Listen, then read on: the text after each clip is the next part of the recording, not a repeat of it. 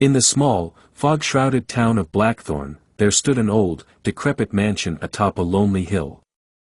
For decades, it had been the subject of whispered rumors and fearful glances. The townsfolk spoke of strange sounds that echoed from its walls at night, soft weeping, desperate whispers, and the faint sound of a piano playing a mournful tune. No one dared venture near it after dark. The house had once belonged to a wealthy couple, Eleanor and Thomas, who were the envy of the town. They were deeply in love, and their laughter once filled the grand halls of the mansion. But their happiness was short-lived. One cold, bleak winter, a tragic accident claimed Thomas's life. Eleanor, heartbroken and lost without him, became a shadow of her former self. She spent her days wandering the empty halls, clutching a letter she had written to Thomas just before he died, a letter she never had the chance to give him. It was a love letter, filled with her deepest feelings, hopes for their future, and promises of a lifetime together. But now, it was a relic of what could never be. Eleanor refused to leave the mansion, convinced that Thomas's spirit still lingered there, waiting for her. Years passed, and the mansion fell into disrepair.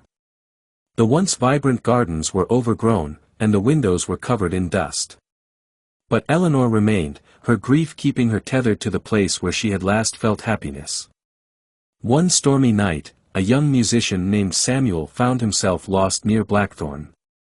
He had heard the stories about the haunted mansion, but he was drawn to it by an inexplicable force.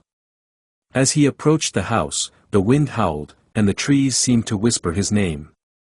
When Samuel entered the mansion, he was met with silence, but a deep sadness hung in the air.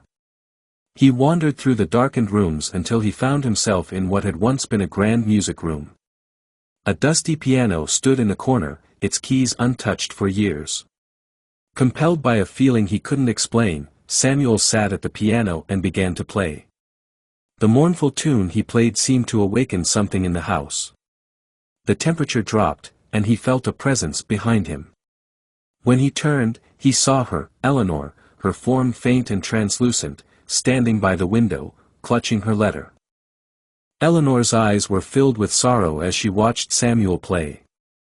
She seemed to be waiting for something, her gaze fixed on the letter in her hands. Samuel felt her pain as if it were his own. He understood then that she was trapped in this world, unable to move on without delivering her final message to Thomas.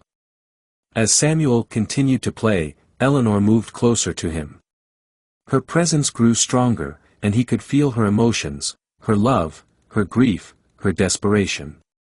The music seemed to speak for them both, weaving together their shared sadness into a haunting melody that filled the house. Suddenly, the room grew cold, and Samuel saw another figure in the doorway, a man, tall and handsome, with a kind smile. It was Thomas. He had come for Eleanor, drawn by the music that echoed their love and loss. With trembling hands, Eleanor finally held out the letter to Thomas. Tears filled her eyes as she whispered, "I've waited so long to give this to you." Thomas took the letter, his touch gentle as he read the words that had been locked away for so many years. When he looked up at Eleanor, his eyes were filled with love. "I've waited for you too, my love," he said softly. "And now we can be together." As the two spirits embraced, the mansion seemed to breathe a sigh of relief. The sadness that had permeated the walls for so long began to lift. The wind outside calmed, and the house grew warm.